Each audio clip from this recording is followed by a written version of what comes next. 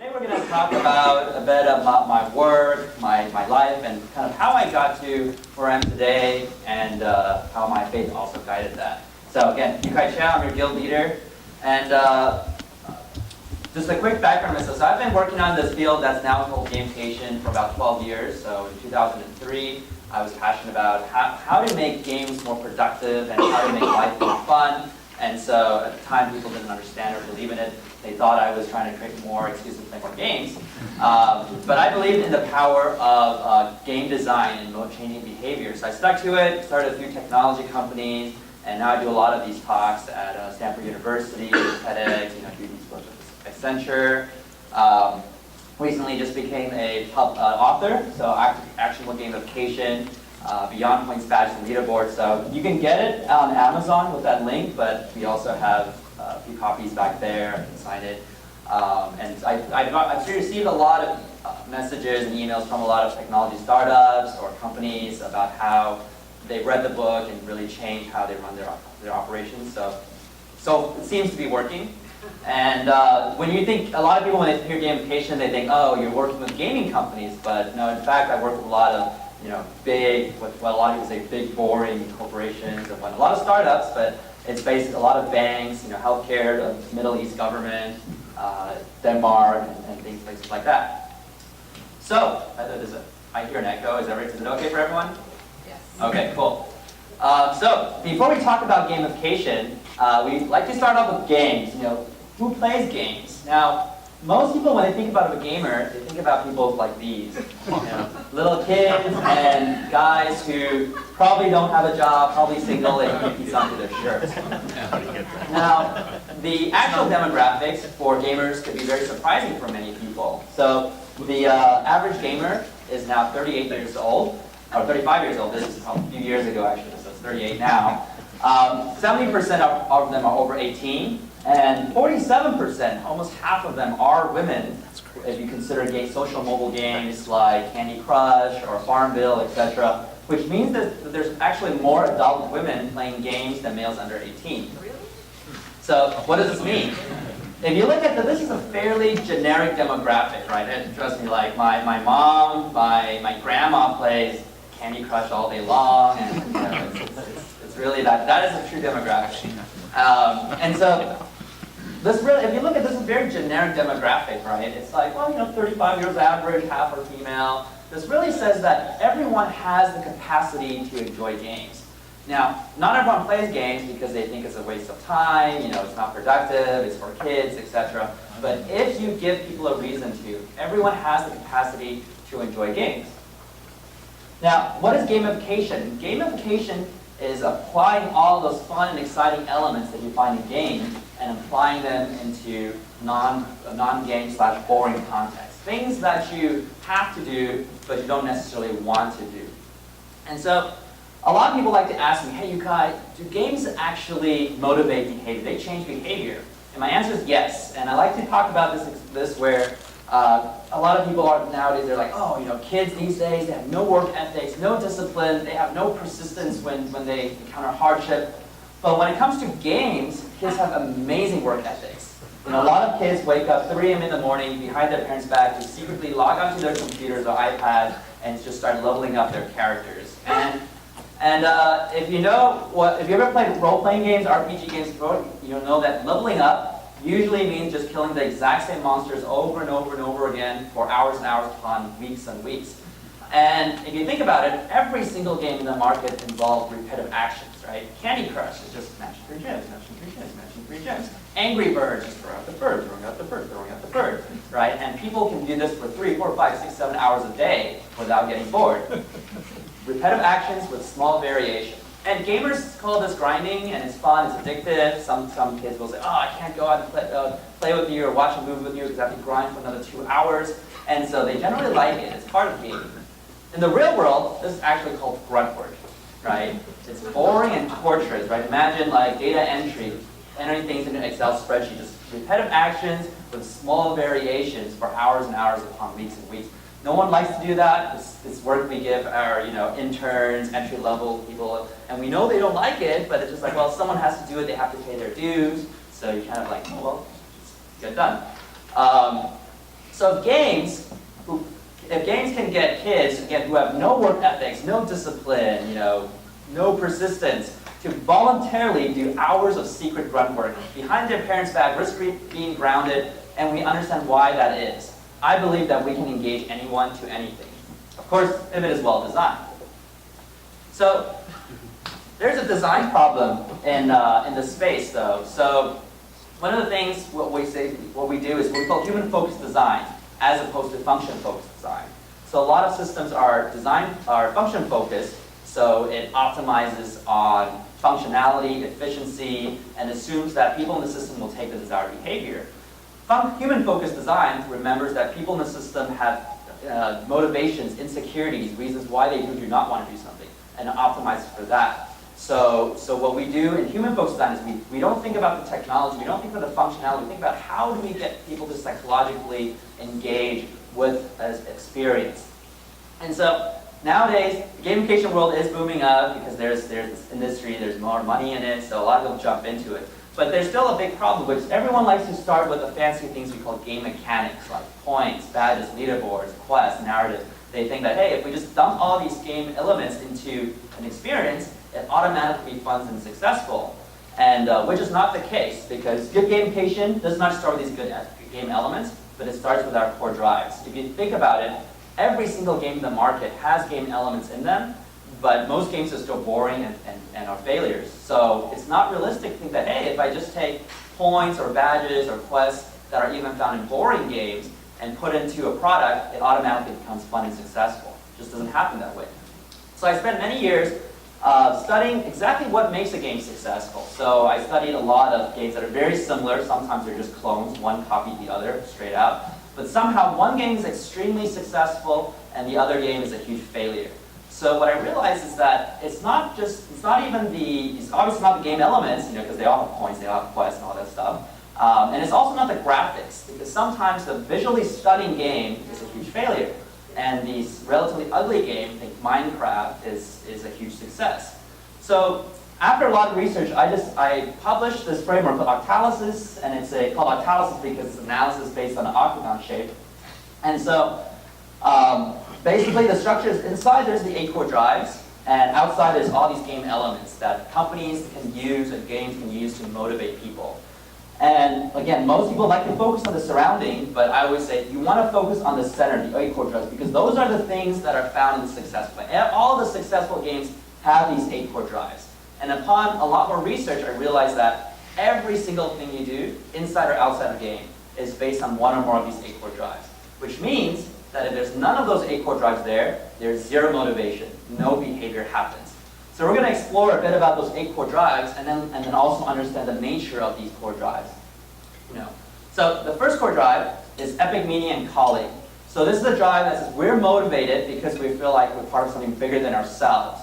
And if you look into a game is often about this epic themes, like, oh, the world's about to end, but somehow you're the only person qualified to save the world.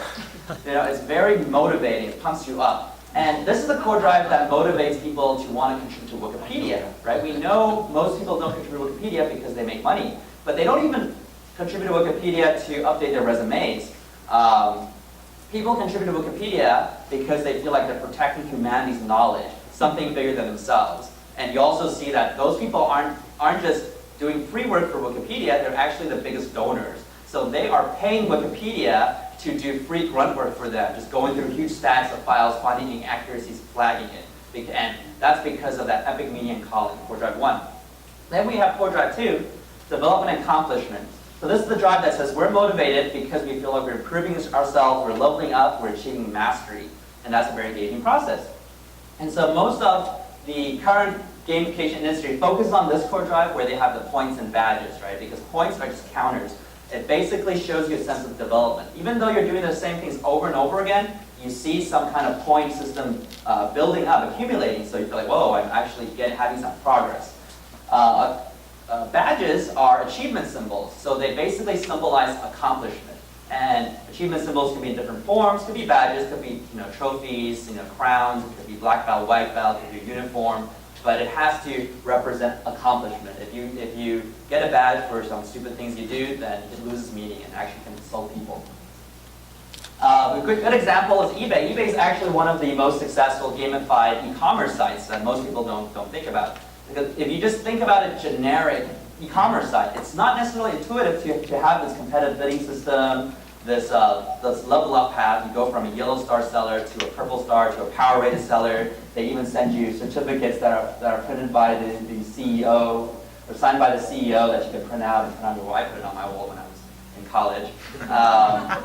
Yes, I was very happy that I was a yellow star seller getting 10 positive feedbacks at the time. Yeah, so core drive 3 is empowerment of creativity and feedback. So this is the drive, kind of like Lego, where you give users the basic building blocks, and there's an infinite amount of ways for them to use their creativity, try different strategies, see feedback, and then go back to it and adjust. And that's a very engaging process. And if you think about kids or grown-ups who play card games like Magic the Gathering or Pokemon, to play this well, they actually have to memorize a lot of information.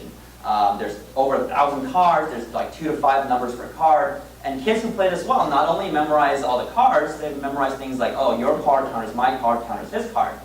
And if you think about it, that's actually more information than the periodic table. It's like these kids not only memorize all the elements, they memorize the exact placement, the exact weight, and exactly how every single element interacts with every other element. So it's like, well, if you put this and this together, that's the granite combo, but you mix it around, that's a diamond combo, and that's more powerful, right? And that's just mind-blowing. But if you ask the same kid, so what's the third element? Like, nitrogen? No, I don't know, right? And it's not like this kid suddenly went from a genius to an idiot. It's because for this, they're just studying so they can, get a decent grade, not piss off their parents or things like that. But when they're studying for their games, their Magic the Gathering games, every card allows them to be awesome. Think about new strategy, beat their friends. And so as a means to an end, they have to memorize a lot of information. That's not painful, that's even joyful, because that allows them to use their creativity more in terms of how to play this well. Later on, we'll see that core drive 3, empowerment, creativity, and feedback, is the white hat and intrinsic core drive, which is the most long-lasting kind of evergreen core drive. Now, core drive 4 is ownership possession. This is the drive that says, because we feel like we own something, we want to protect it, we want to improve it, and we want to get more of it. So this obviously deals with things like virtual currencies, virtual goods. It's also the drive that makes us want to accumulate wealth or collect stamps or organize things. And it also deals with things that are a little bit more abstract, like if you spend a lot of time customizing your Dropbox folder or your profile, you feel more attachment to it. And so a quick example, for instance, like collection sets. McDonald's Monopoly game, they're trying to sell more fries and drinks, so they said every time you buy from us, we'll give you a collection set, we'll give you one of these properties. And so once you collect all of them, you can win a big prize. And so even though the value of all the parts of the reward is worth nothing by itself, people are so desperate about collecting all of them, they're willing to spend real money to get more of it, and they're very engaged with this type of design. It's also the drive that makes us want to accumulate wealth, in the sense that sometimes we don't need the extra money, we just like to see things accumulating. If we need it, it's actually a loss and avoidance core drive, which is core drive 8. Core drive 5 is social influence and relatedness. So this is a drive that says, because what we do based on what other people do, think, or say. So this deals with things like competition, collaboration, envy, group quests, and but it also has this relatedness piece, which is stuff like nostalgia. Like if you see a product that reminds you of your childhood, you have a higher chance of buying that product. If you meet someone from the same hometown, you have a higher chance of striking a deal with that person. And so, for instance, one example are group quests, right? So in a game, there's these quests where the only way to reach the win state is if enough players participate, and then you can defeat the boss and win this reward. And so a few years ago, it was adopted to business, where Groupon says, well, let's have a group quest where enough people participate, they can win the big reward of like 15% off restaurants. And so it grew very quickly, and now we also know that Kickstarter uses this type of model to grow. So there's a lot of these principles that have been in games for decades that are very good ideas, as long as you know which ones to take out and put into business. Then we have core drive 6, scarcity and impatience. So this is the drive that says, because we can't have something, we're always thinking about it. So if grapes are on the table, we don't really care about those grapes. We might eat them out of convenience, but we hold no value over it. But those grapes were locked behind the glass shelf just beyond your reach. You're always thinking about them. Are they sweet? Can I have them? When can I have them? Things like that. Now, Facebook used this core drive to launch at the beginning. So at the beginning, Facebook said, well, we're only for Harvard students. If you're not in Harvard, too bad, can't use Facebook. Then it says, well, we're open to Harvard, Ivy League schools, and some other schools that your high school buddies got it, but you weren't smart enough to get it. Too bad for you. And then it opened up to more schools. So when it opened up to UCLA in 2004, when I was attending, everyone rushed into Facebook, not because they knew the merits of it, because no one has used it there yet, but it was because they couldn't get it. So once they could, they really wanted to join. Now, Core Drive 6 is also utilized by a lot of social mobile games to monetize. So sometimes your person would go to the game and say, well, like Farmville, say, well, this game is kind of fun, but I'll never spend real money on a stupid game like this. And then Farmville starts to dangle this mansion in front of you, and you're like, well, this looks pretty interesting. Let's see what I need to do to get this mansion. Oh man, I need to do 40 more hours of farming? That's a lot of farming! Oh, but wait, I just have to spend $5 and I get the mansion immediately.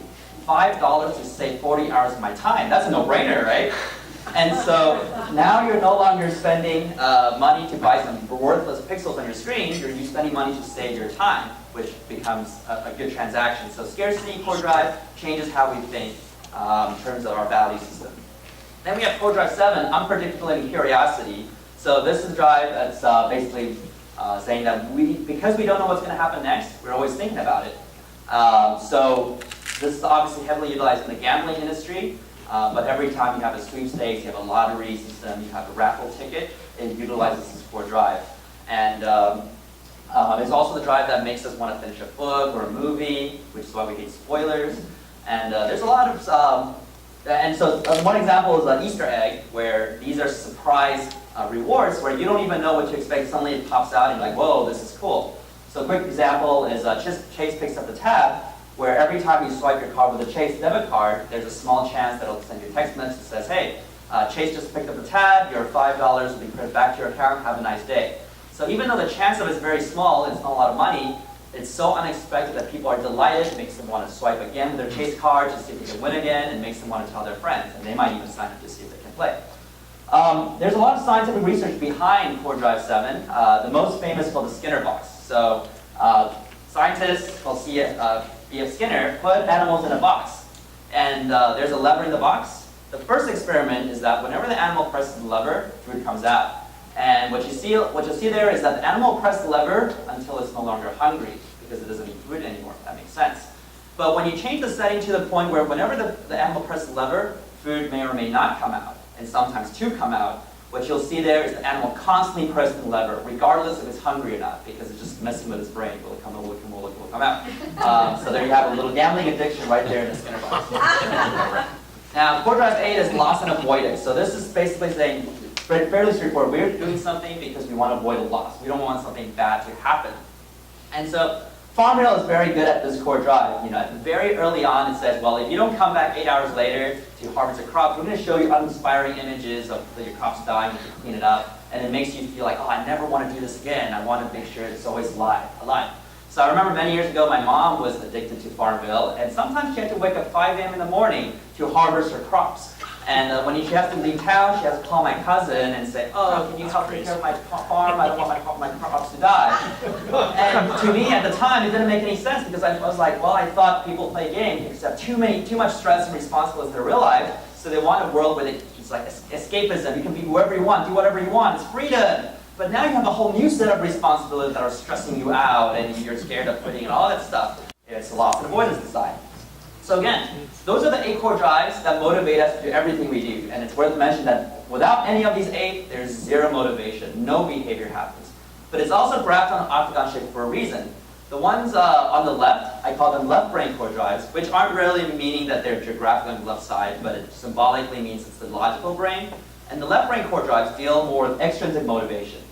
So things you do for a purpose, a reward, or for a goal. But you don't necessarily enjoy the activity itself. So let's say you have a terrible job, your job is to dig feces out of the ground, and it smells bad, you hate it. But then someone shows up and says, oh, for every dime you dig out, I'll give you $10,000. And then suddenly you're like, whoa, this is easy money, ha ha ha, and you start thinking with enthusiasm and excitement and engagement, but it's important to know that the task itself is still not fun, engaging. You're doing it for the extrinsic reward. Then we have the right brain core drives that deal with intrinsic motivation. So these are things that you just do because you enjoy doing it, and you're willing to pay money in order to do.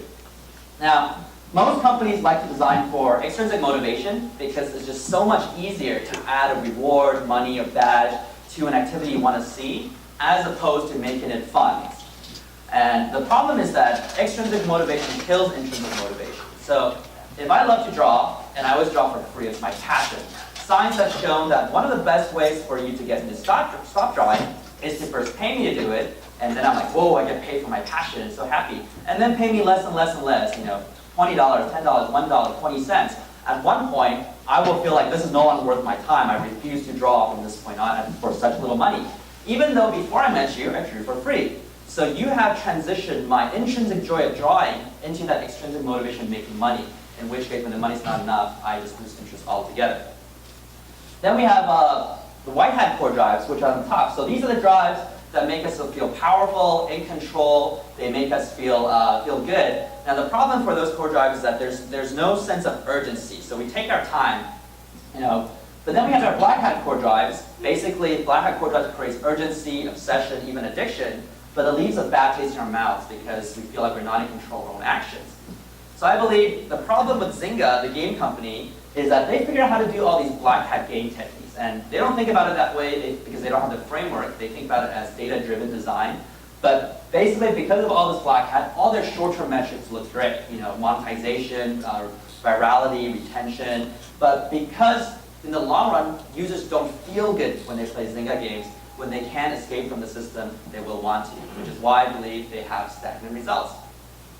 And but just because it's called black hat doesn't mean it's necessarily bad. Some people voluntarily put themselves in black hat to go to the gym more often or eat more healthily. And so this is an alarm clock where every time you press the snooze button, it destroys your money. So you're waking up because of loss and avoidance, right? You don't want to lose your money, so you wake up. But you're okay with that because it's a goal you want to do.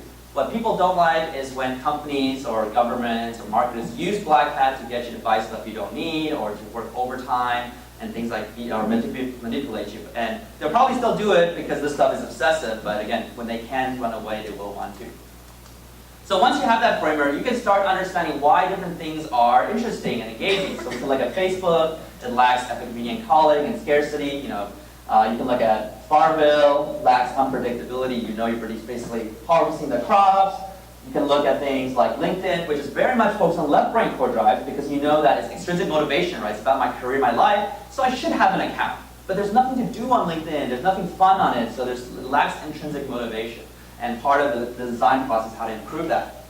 So once you understand how people feel and how you want them to feel, that's when you finally go out into those game techniques and focus on how do you actually use those things like group quests, like collections, or magnetic caps. So that's actually level 1 of Talysis. There's actually 5 levels in total. We're not going to go through all of them. But just a quick overview. Once you understand that framework, you can apply to different phases of a player's experience in terms of discovery phase, why do they start, onboarding, how do you teach them tools and rules to play the game, scaffolding the regular journey, and the ending, how do you retain your veterans. So every phase you think about what are the core drives that pushes them forward. Then you can push another level once you get that and start factoring different player types. So this is Richard Bartle's Achievers, Explorers, Socialites, and Killers. And so for all of those player types, you can think about, what are the core drives that is motivating Explorer to go through discovery, to learn the onboarding, go through the scaffolding, and you can identify where people drop out. So again, a lot of that is in the book. We won't have time to cover these in detail. But at the end, this is a framework, and it's been working very well for the past few years. And so this is what I'm most known for. So I travel the world a lot for these things, and I teach a lot of governments and companies. And again, you can check out the book. But I would like to get to the other part of this talk, which is how did I get here? How did I discover this? And how, what is my personal story? And part of that went through a lot of failure, a lot of problems in my life. And so I wanted to include that in this talk so you get to see not just the glamorous things that I do, but also the upbringing and some of the embarrassing things. So And things to look for in what I'm about to talk about is also that the struggles that led to my strengths, failures that led to humbleness, relatively, my journey that went from a skeptic to a Christian, and a lot of things are blessings in disguise. And I'm talking a lot about that Christian theme because I think that was really part of who I am and part of that journey. So I was born in Taiwan from agnostic parents. That's kind of me, just me. And Taiwan has a traditional ritual with lots of idols and Taoism, so it's a lot about praying to or sacrificing some ancestors or Taoist, different type of historical gods, whatnot. But at 2 years old, I moved to South Africa and I stayed there for 6 years. And in South Africa, there's a lot of institutionalized religion. So I was in schools that the teacher made all the kids pray, and there's also a lot of institutionalized racism. So my legal status was honorary white at the time, which is a joke for a lot of Americans, but gave me real legal status and all that stuff. But so sometimes I would pray. It was kind of fun, and I was gullible. I once made a prayer. So they made us memorize 4 prayers, and I remember when I was little, I was like, hey, if I do all 4 different prayers at 4 different corners of my bed, maybe God will think it's 4 different people. And it's like, yay, it's like more. And later on I realized God probably not that dumb in terms of just 4 different locations, like sending signals. But those were the purest happy days of my life. And then afterwards I moved back to Taiwan in 3rd grade, and I was massively behind in everything, so I was struggling academically and socially. I didn't know too much Chinese, and I was not very confident, so I always tried to fit in. I had a different culture background, and sometimes, in Chinese, in Taiwan, you have those Chinese tests where every character you write incorrectly, you have to write a whole line of it. And most of my classmates, they only had to write 2 to 3 lines of those characters. I had to write 3 to 4 pages of them, and as a kid, I wrote things very slowly, so I would be doing this till like 3 a.m. in the morning as a 3rd grader, all crying and stuff. And to my knowledge, that's not common for most 3rd graders. And luckily, in middle school, I caught up to everyone, and just trying to work hard. I made some friends, and I'm not in this picture, so that's mine. No. But I also became a skeptic, so that's when I feel like, whoa, all this religious things, doesn't seem to make sense. And my mother at the time, she would encourage me to visit some churches, to visit other cultures, and I would go, and I would think they were very phony and manipulative. Like, people actually believe in this stuff, beyond myth. So it's kind of like today, someone says, oh, believe in Zeus, he's amazing. It's like, well, I don't believe that, right? So I would ask a lot of tough questions, and they couldn't really answer these questions. And so things like, God says don't get angry or jealous, but he gets angry himself. Is he hypocritical? Or, hey, if Jesus is God, what's the big deal of him dying for people? If he's God, why he's just like, hey, I'm dead, I'm alive, I'm dead, I'm alive. Why is it such a big deal? Why would God leave infants, naive infants by themselves in the Garden of Eden with a professional trickster, and instead of protecting them, hold the infants responsible? So it asks a lot of these questions, and and one thing that bothered me a lot was the circular logic about, so how do you know God is real? Well, the Bible says so. Well, how do you know the Bible's true? Because the Bible's God's word. It's like, well, that's totally illogical, right? And so it's just like, well, you have to make me believe this stuff because I'm not going to believe in everything I hear, right? Because there's different people like telling me to believe in Zeus or all this Chinese stuff or Taoism. And at the end, the church just didn't like me. They thought I was there just to create problems, and so I didn't like them either. It's like, well, again, you have to convince me. Like, it's not just, oh, I have faith and I believe. So then I moved into Kansas when I was 13, so that was 8th grade. And so again, I was massively behind in everything again. So I was studying, so I had about a 1st grade level in English, and I haven't been practicing for 7 years. So very behind, so I was struggling academically, socially again, and I was not very confident again because I always try to fit in. So I try to be like the class clown or the guy who bought everyone lunch, just to try to kind of fit in or let people pick on me at least. If they laughed around, I kind of fit into the group. And I was taking English as a 2nd language, and somehow, I don't know what happened, but I think my mom made me take honors English at the same time. I don't even know why that was possible. And so learning Shakespeare too at the same, well as learning English grammar, which really messed me up.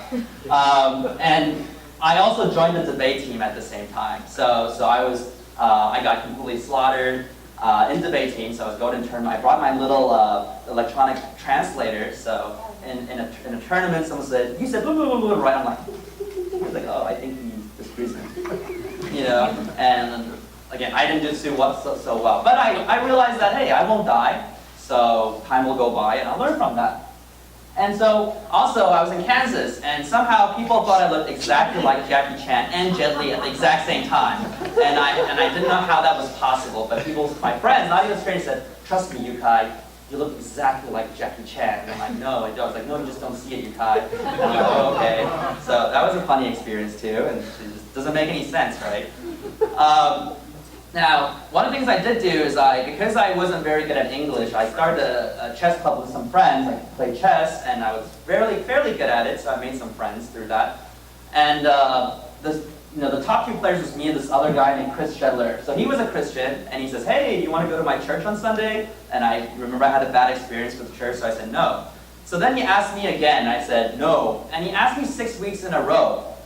And after I rejected him for 5 times, I felt kind of bad, right? It's like he's a friend, I'm a fairly nice guy, so I said, okay, I'll go. And my goal was to say, like, oh, I didn't like it, so you can stop inviting me. And so what happened is that day was interesting, though. When I walked the Bible, I felt something I felt a little weird, and now I understand you were touched by the Holy Spirit kind of thing. But I was also very lucky because the youth pastor was extremely knowledgeable. Like, I asked him also a lot of these challenging, tough questions. And he actually brought up a lot of examples from archaeology, from history, what scientists already know, and he answered a lot of my questions. And I think he didn't answer all the questions I had, but it just opened my mind. Says, whoa, I thought those things were just things that didn't make sense. And if you ask a Christian, they just feel challenged, they get upset at you. So then I started researching on my own, and thinking that, hey, maybe there are more answers out there that I just don't understand. So eventually, I became convinced that all this stuff was true. And then I thought, well, I guess there is no reason why I would pretend that it's not true to myself. So then, yay, I became a Christian. In 10th grade, I received Jesus Christ. So, yay, amazing, happy. But then I'm like, oh, crap. If this is all true, then that means this comes with a hefty package. It's just like, yay, now I believe, yay, that's done. I actually had to change the way I live. I have to make sacrifices and compromises. And I think this is an important theme for a lot of non-Christians too, or even some Christians, right? They're like, oh, well, my friend, he became a Christian and his life still wasn't going so well, or I became a Christian and my life didn't go so well.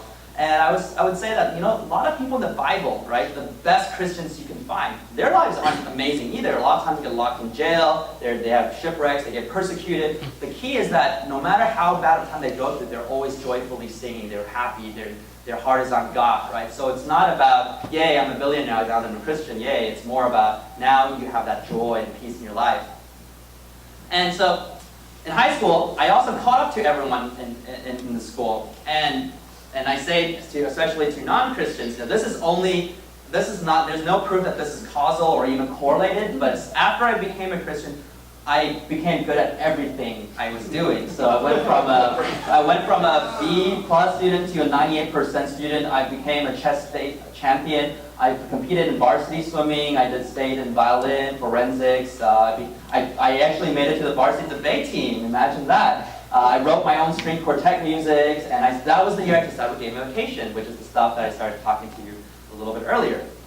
So then the last year of the high school, I moved to South Pasadena, California, and this was actually the hardest school year of my life, including university, because they had different graduation requirements. And one semester, I had to make up a year and a half of PE credits, so I had to swim 3 miles a day. I had to take like 5 PE honors or PE classes, 1 honor classes. But all of them had about 2 hours of homework a day.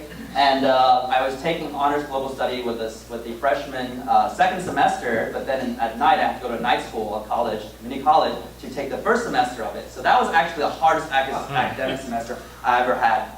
And the funny thing is I already got accepted to UCLA. So I never thought that my problem was graduating high school. And UCLA said if I I had to maintain my grades, so if I dropped below 3.0 my last semester, I would be kicked out. And I finished this semester exactly 3.0, so all B's, 1A, 1C.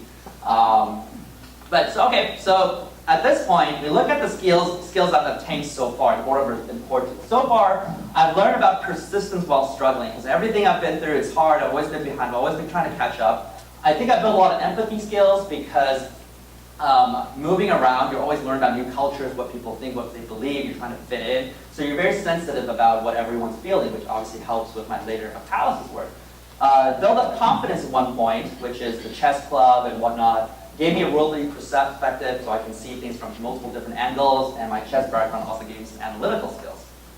So then I went to UCLA, and this time I was not behind in anything anymore, but I was bored of not struggling, right? It's just like I've been struggling my entire life, like what do I do if I don't struggle?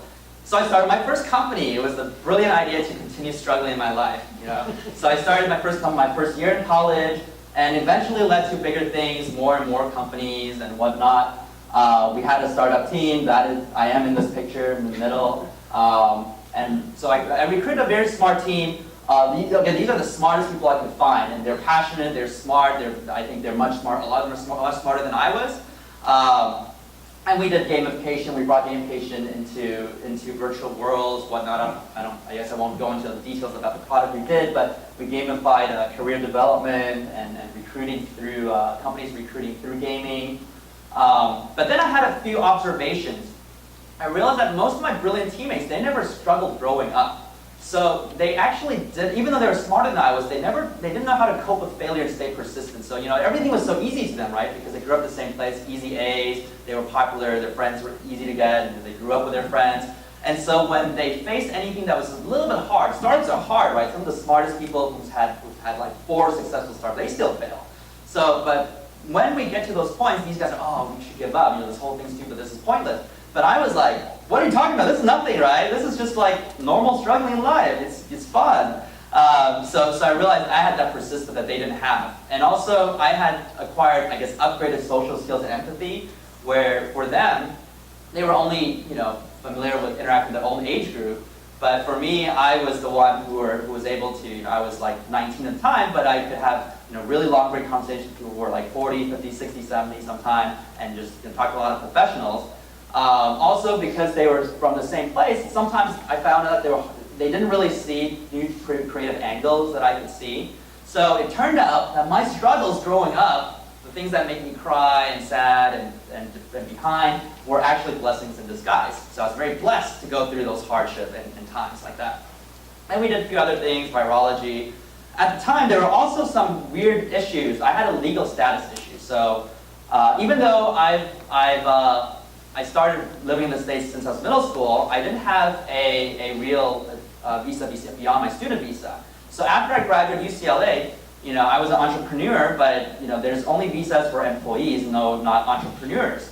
And so I had to go back to community college and be a full-time. I actually went to Mission College around here. I had to be full-time. I had to pay international tuition. The moment I dropped below 12 units, I had to leave the country in, I think, 4 or 5 days or something. And it was also illegal for me to make income. So I could pay my employees, but I could not legally pay myself. And so I was kind of doing secret volunteer work for the company, even though I think volunteer technically was not legal either, because all volunteer opportunities should be reserved for US citizens. And the big problem is that it was very difficult for me to raise funding, right? Because investors, you know, when they see, oh, well, this entrepreneur, we like him, but he could be deported any time. That's a huge red flag, right? So it's very difficult for me to raise money. Most investors want to move entrepreneurs to their own city, right? Not the other way around. Reviewed by New York Mayor's Office, PBS, documented why the U.S. needs to start a visa. I was like Joe the plumber for this cause, I guess. And so I was in community college. I was doing that for 4 years. And it was funny because my community college professor keeps saying, oh, if you work hard, maybe one day you can transfer to UCLA. I'm like, I already graduated UCLA. But so eventually my savings ran out, right? Because I was paying international tuition. So I moved to Vancouver, California, where my parents were living at the time. And I was pretty depressed at the time. You can imagine, like, even if you weren't deported, you just ran out of cash and had to move back to your parents, right? That's pretty sad. Like, you feel like a loser in life. Right now, I had to leave the country. My team was still in the U.S., and I'm still trying to raise funding for them, all that stuff. Now, I want to go into the theme of the right prayer. So this time a lot of people said, oh, you want to pray for God that, keep me here in the States, keep me here in the States. But somehow I never really prayed that. I prayed, instead of praying for keep me in the U.S., I prayed, God, you know where I should be. You know where's the best place. I don't know, so just wherever's best, take me there.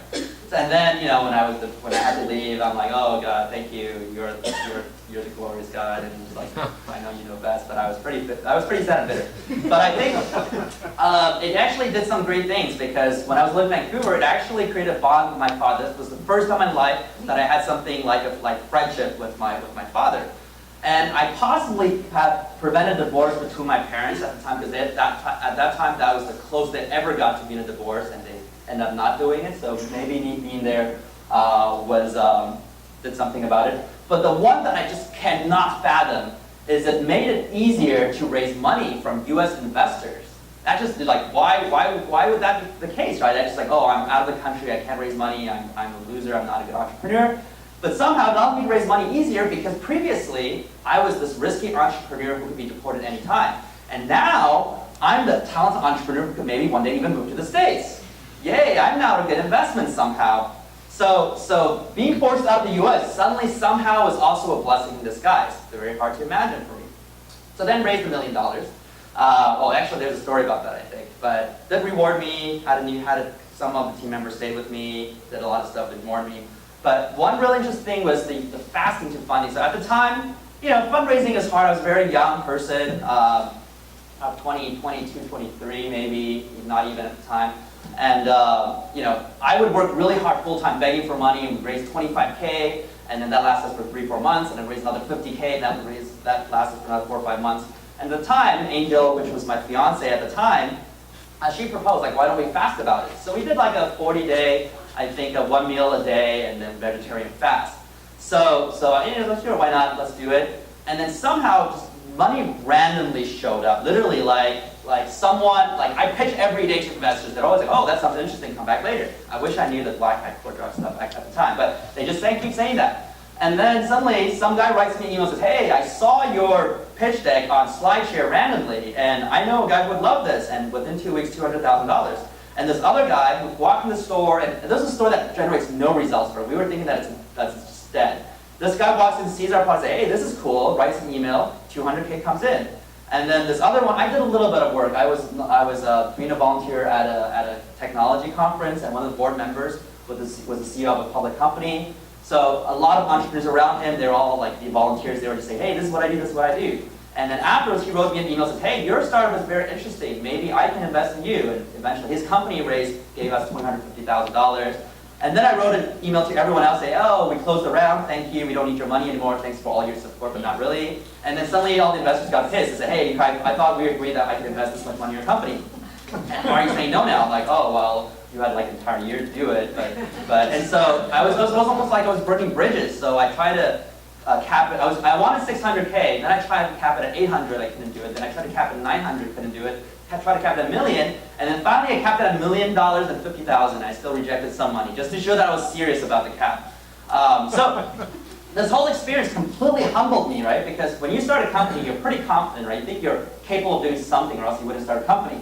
But I saw that, look, I could be doing this begging from a full-time for an entire year, but nothing I can do can compare to just money showing up, right? And so it's like, that's so much I can do, and this is so much what the higher power God can give me, right? It's like you can, so it's like I'm completely humbled, and none of this result is from me, it's all you.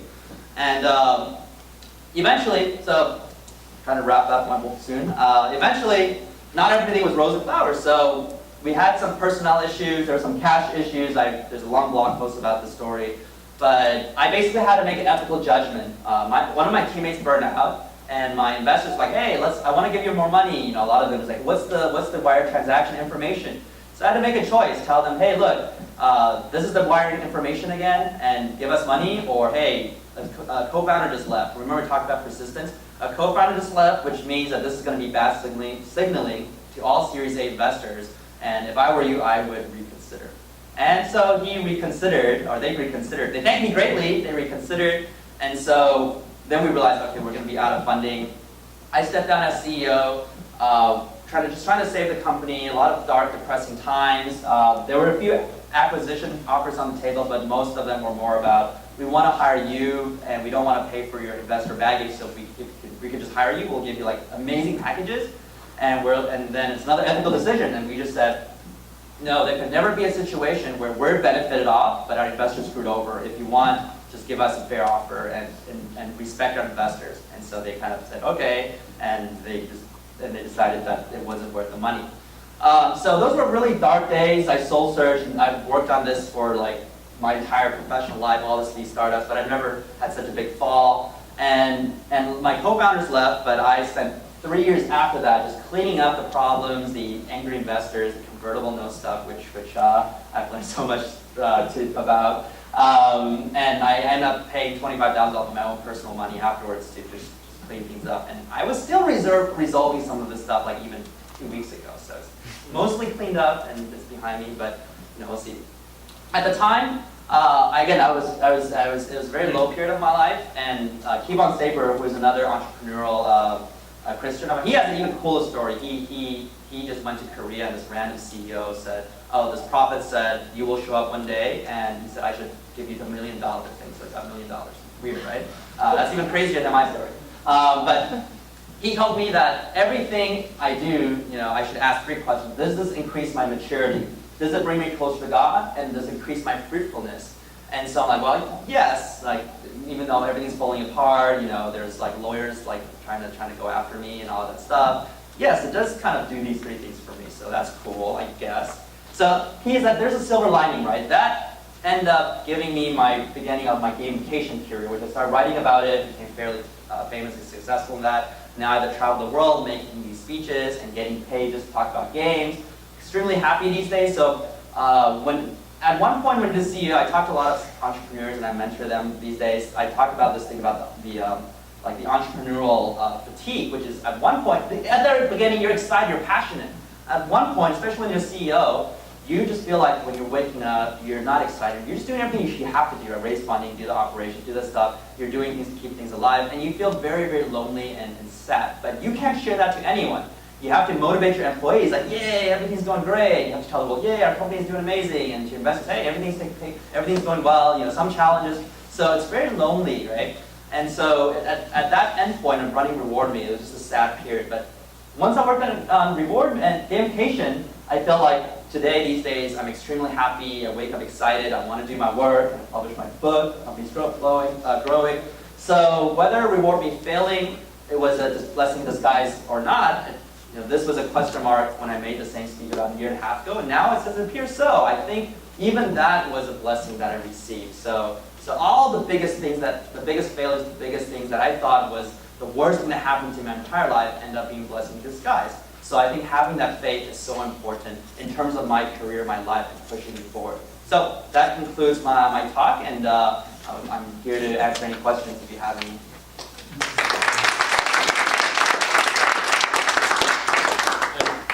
I have the mic if anybody needs it to ask a question.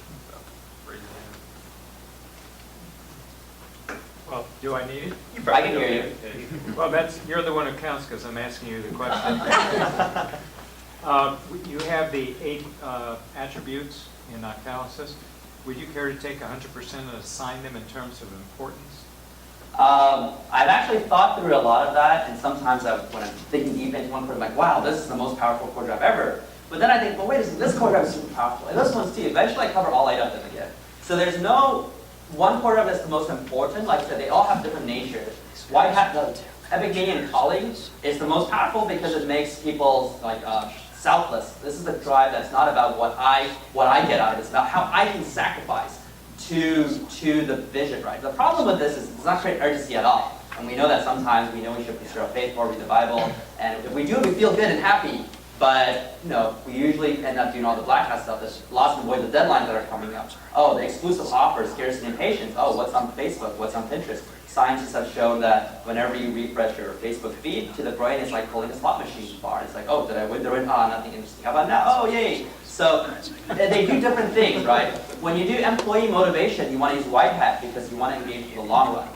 So that's why Epic Media and Calling, like, oh, we do know evil, we organize the world's information, or development accomplishment, It's like, oh, this is your path in your career, this is your promotion. Empowerment that creates feedback, which is your 20% time or your autonomy. Those are very important. But when it comes to sales, especially fundraising, I've learned, it's the black hat because that creates urgency and obsession, right? It's all of, sometimes the site doesn't want you to just be happy and spend time dwindling around. They want you to buy immediately. It's like the loss of, oh, the deal's running out, 5, 4, 3, 2, 1, and you're like, oh, okay, I'm gonna buy, right? So it really depends, and the extrinsic motivation, they hook people in, so it's always a justification. But again, without the intrinsic, they don't enjoy the process, so again, they leave.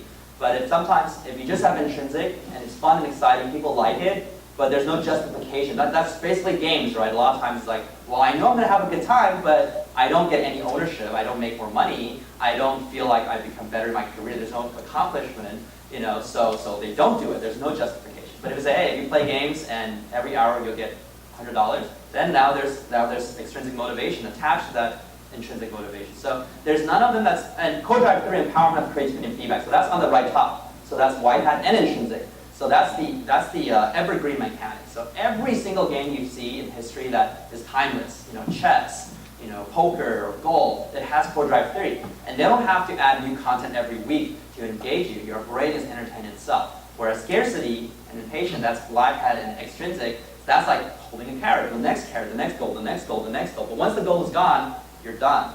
So again, they all do different things to the brain, but I would say none of them are the most important. It always depends on your goal and the context. Thank you. You're welcome. Okay, go ahead. Yukai, did you have like a bright light moment? I mean, the slide on, then I became a follower of Christ. I mean, for some people that's, like a all of a sudden thing. For others, I don't know if it was a gradual thing after you went to, the church service or. Yeah, so this is the hard thing because I know a lot of people who came to Christ because they were at the lowest point of their life and they met Christ and they were lifted or they had this epiphany. For me, like I said, it was almost a very logical thing. I did research, I studied, I looked things up, and at one day I realized, I think I'm convinced. And I guess there's no incentive for me to purposely hold my conviction back. So then I decided that I was a Christian. So it was almost anticlimactic. Yeah. Yukai, it seems like you sense that you really found your purpose in life, God's purpose for you, and your whole talk was sort of roundabout way to getting there. Do you have any suggestions or advice for people who still don't quite know what God's purpose is for their lives? This is hard because I think a lot of time, and the only thing is whether you have an open heart or not. Because, I thought about this. I feel like God is one day preparing me to be like some type of church planting pastor. He's like training me all these skills about fundraising, motivating people who aren't really well paid to do a lot of work, to do public speaking, to argue with atheists about biblical content, apologetics. I feel like I'm not excited to go there, not because of the hardship, but I think in the Bible, Jesus is nice to everyone. Prostitutes, you are great. Tax collectors, you're great. But it's those teachers of the law, God's servants, that is the most critical. Some of them are pretty humble, at least into oh, teacher, what do you think? And Jesus says, you vipers, you're a hypocrite. You go to hell. And then whoa, if I'm a pastor, I probably am judged at a much higher standard. So that's my reasoning. But I think, but even when I think that, right, I'm thinking, oh, I'm gonna be in front of 10,000 people, 100,000 people. That's what I'm envisioning myself. But I have to understand that maybe God wants me to just preach to 2 people, take care of 2 people in countryside for the rest of my life. I don't know, right? And that's my mission in life. But the thing is that, again, everything you do is a blessing, and whenever you encounter them, you can choose your attitude, right? You can choose to, again, get closer to God or leave God. And I think you don't have to always just think, oh, what is my purpose? What does my purpose go around? I strongly encourage you to try many things and don't be motivated by fear, like loss and avoidance, right? But really about what you love doing, what you enjoy doing, and it's the cliche about pursuing your passion, because you have that passion for a reason. Not everyone has the same passion, right? You have that passion for a reason. God planted that passion, and you should try things. But I think no matter what, whatever happens to you is part of God's plan, but you can take that experience and say, I won't, this will bring me closer to God. Or you can say, well, God, you hate me, and you don't get it, and leave. So I think the key is to always just remember, be open-minded about God's plan, and whatever happens, be grateful and be humble. I think that's the best advice I can give. So, when you talk about catalysis and unfaith, I have this sort of forward-looking sense, like I'm considering or feeling some action I will take that moves forward somehow. What about resistance? I mean, does resistance figure in here somewhere, or is it really just all a forward-looking thing? I can choose that one or that one. So resistance is based on quadruple loss and avoidance. Or are you meaning internal resistance or external, or? Like not wanting to make a decision, or not wanting to move forward, or I don't want to agree with what seems compelling. Yeah, so a lot of that is from quadruple. So quadruple loss and avoidance deals with things like decision paralysis or afraid of facing conflict. Like for instance, when I was writing my book, I had the same thing. When I was getting very close to finishing it, I actually started procrastinating a lot. And it's just like, and I realized that it was because I was already so used to the life of writing a book. I've written it for 1 or 2 years, but I'm totally like publishing a book, and marketing a book, promoting a book. That stuff is foreign to me. That's like uncertain territory. So I realized I subconsciously don't want to get there. But then a lot of times sometimes you have to use black hat to overcome black hat. So it's like, so for me at the time it's like, well, I can procrastinate and just goof around, or I can finish the book and the book itself grows legs, right? And it's doing work for me, and then I can goof around all day long because my book is working. So sometimes that motivates you. There was one of the hardest things to get rid of is what I call the sunk cost prison, also a game technique in loss and voice. So sometimes, let's say you're playing a game, you're playing for years, and it's no longer fun anymore. You don't enjoy it, and so you kind of think about quitting. But once you consider quitting, you can back away from that, because the moment you think about quitting, you're thinking about, you have this dark sensation of all those thousands of hours of leveling up, getting more gear, more gold, more all that stuff. All that stuff will be wasted, and we don't like to feel that dark sensation of whatever we did disappeared, and we have to admit that we wasted our time.